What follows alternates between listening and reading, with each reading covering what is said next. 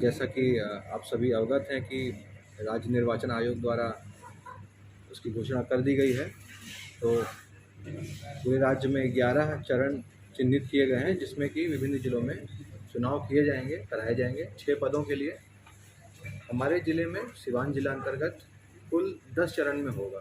तो राज्य निर्वाचन आयोग का जो प्रथम फेज़ है उसमें हम लोगों का कोई चुनाव नहीं है। Second phase onwards, second third till 11th, दूसरे से 11वें तक में हमारे 10 चरण में कुल चुनाव होंगे। कुल 19 प्रखंड 6 पद के लिए यहाँ पे चुनाव होने हैं। तो जैसा कि आप सभी अवगत होंगे कि नए नगर निकाय बनने से पूर्व हमारे ज़िले में 293 ग्राम पंचायतें थीं। तो नए नगर निकायों के बनने और क्षेत्र विस्तार के होने के कारण अब 283 पंचायतें रह गई हैं, जिस पे आम निर्वाचन संपन्न होना है। तो इसी हिसाब से यदि देखा जाए तो जो 6 पद हैं हमारे यहाँ, 283 पंचायतें अब चूँकि बची हैं जिस पे चुनाव होना है, तो 283 मुखिया, 283 ग्राम कचहरी पंच, 3889 ग्राम पंचायत सदस्य, 3889 उतने ही ग्राम पंचायत पंच, 41 जिला परिषद, पहले भी 41 ही थे, अभी भी 41 हैं, और 395 पंचायत समिति के सदस्यों का निर्वाचन होना है। 4 पद ऐसे हैं जिसका ईवीएम के माध्यम से होगा और 2 पद ऐसे हैं जिसका बैलेट के माध्यम से निर्वाचन संपन्न होना है। तो जो 4 पद जिसका ईवीएम के माध्यम से होना है वह जिला परिषद, पंचायत समिति, मुखिया और वार्ड सदस्य, इन चारों पदों के लिए चुनाव M2 मॉडल ईवीएम से होंगे, जो कि हमारे ज़िले में पर्याप्त मात्रा में अवेलेबल है।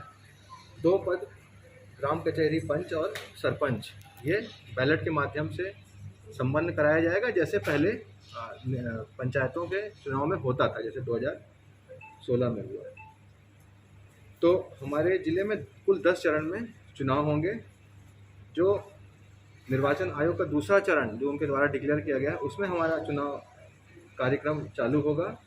तो आप सभी को प्रेस नोट के माध्यम से किस चरण में कौन कौन से प्रखंड आ रहे हैं वो उसकी सूचना मिल भी गई होगी। हम लोग प्रेस नोट के माध्यम से एक बार आज फ्रेश रूप से आपको दे भी देंगे। तो कुछ इम्पॉर्टेंट डेट्स जो हर चरण में होती है, एक होती है नॉमिनेशन जिस दिन से चालू होता है वो किस दिन तक चलता है। नॉमिनेशन नाम निर्देशन की अंतिम तिथि होती है, वो फिक्स है हर फेज़ की। फिर स्क्रूटनी होती है जिसको संवीक्षा, और इसके बाद स्क्रूटनी के बाद कैंडिडेचर वापस कुछ लोग लेते हैं और फिर लोगों को सिंबल अलॉट होता है और प्रपत्र 9 में कुल कितने कैंडिडेट लड़ रहे हैं, किस ऑर्डर में उनका बैलेट रहेगा, वो डिसाइड होता है। फिर मतदान की तिथि होती है और फिर मतगणना होता है, और मतगणना जैसे जैसे होते रहता है रिजल्ट डिक्लेयर होते जाता है। हमारे ज़िले में हर फेज़ का पोलिंग डेट अलग ही है। ऑब्वियस सी बात है, इसमें जिस फेज़ का अगर हम जैसे मान लिया जाए हम लोग 8वें फेज़ की बात करें तो हमारा पोलिंग डे जो है वो 24 नवंबर है और काउंटिंग 26 नवंबर को हम लोग संपन्न कराएंगे। हालांकि आयोग ने 2 दिन दिए हैं, एक रिज़र्व डे है, लेकिन हम लोग पूरी कोशिश करेंगे कि हम लोगों का काउंटिंग एक ही दिन में संपन्न हो जाए, और हम लोग तैयारी भी इसी हिसाब से कर रहे हैं। पोलिंग जो होगी वह जान लेने वाली बात है कि सुबह 7 बजे से चालू होगी और शाम को 5 बजे तक चलेगी। काउंटिंग सुबह 11 बजे से चालू होगी और सुबह 8 बजे चालू होगी, और इसका कोई एंड टाइम नहीं दिया है कि शाम को 6 बजे तक चलेगी या 7 बजे तक चलेगी। वो हम लोगों के ऊपर फ़िलहाल डिपेंड करता है। यदि कोई नया निर्देश आता है तो उसका हम लोग अनुपालन करेंगे। हर फेज़ में नॉमिनेशन स्टार्ट होता है और कई दिनों तक चलता है नॉमिनेशन, लास्ट डे होता है, फिर स्क्रूटनी होता है। उसमें ये चीज़ ध्यान देने वाली बात है कि 11 बजे से नॉमिनेशन चालू होगा और 4 बजे तक चलेगा। तो 11 बजे से पहले नहीं लिया जाएगा और 4:01 पे भी नहीं लिया जाएगा। मतलब थोड़ा भी विलम्ब होगा 4 बजे के बियॉन्ड तो उस दिन नहीं लिया जाएगा। और जो लास्ट डेट है नॉमिनेशन का, उस दिन के 4 बजे के बाद कोई भी नॉमिनेशन एक्सेप्ट नहीं होगा। हमारे ज़िले में कुल बूथ की संख्या यदि देखी जाए तो कुल बूथ हमारे यहाँ 3,993 हैं। 3993 में कुछ मूल मतदान केंद्र हैं, कुछ चलंत हैं, जहाँ पे बिल्डिंग्स नहीं मिल पाएँ जिस वार्ड में, वहाँ पे हम लोगों ने चलंत बनाया है। कुल 3993 बूथ हैं हमारे यहाँ जहाँ पे मतदान किए जाएंगे, मतदान होगा। पहले जैसे आप सभी लोग अवगत हैं, अभी तक हर प्रखंड में स्ट्रांग रूम बनाया जाता था पूर्व में, उसके बाद वहीं पे काउंटिंग भी होती थी और कई दिनों तक चलती थी बैलेट के माध्यम से। लेकिन हम लोगों ने इस बार इसमें एक जो मेजर परिवर्तन किया है, आयोग का निर्देश भी यही है, लोकेशन डिसाइडेड है जहाँ पे स्ट्रांग रूम बनेंगे इन सभी प्रखंड के, और काउंटिंग भी उसी जगह पे होगी। Diet Siwan CTE building, VM high school और DAV कॉलेज, ये 4 लोकेशन है जहाँ पे स्ट्रांग रूम की तैयारी चल रही है और काउंटिंग भी वहीं पे होगी। किस प्रखंड का किस जगह पे स्ट्रांग रूम बनेगा और काउंटिंग होगी, ये आपको प्रेस नोट के माध्यम से हम लोग दे देंगे। लेकिन इन्हीं चारों जगह पे हम लोगों का स्ट्रांग रूम होगा और काउंटिंग भी यहीं पे होगी, और इसके लिए बिल्कुल प्रॉपर तैयारी की जा रही है जैसे विधानसभा में की गई थी।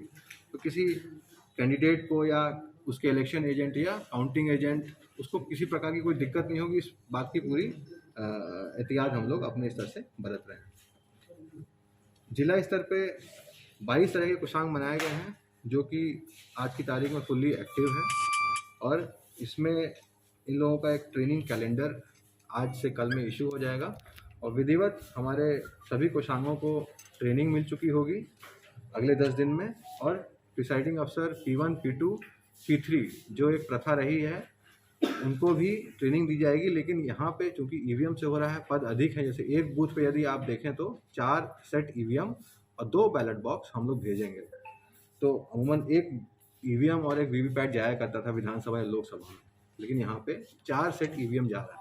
तो यहाँ पे मतदान कर्मियों की ज़्यादा आवश्यकता है, तो इसीलिए कुछ नए तरह के पोलिंग पर्सनल आइडेंटिफाई किए गए हैं।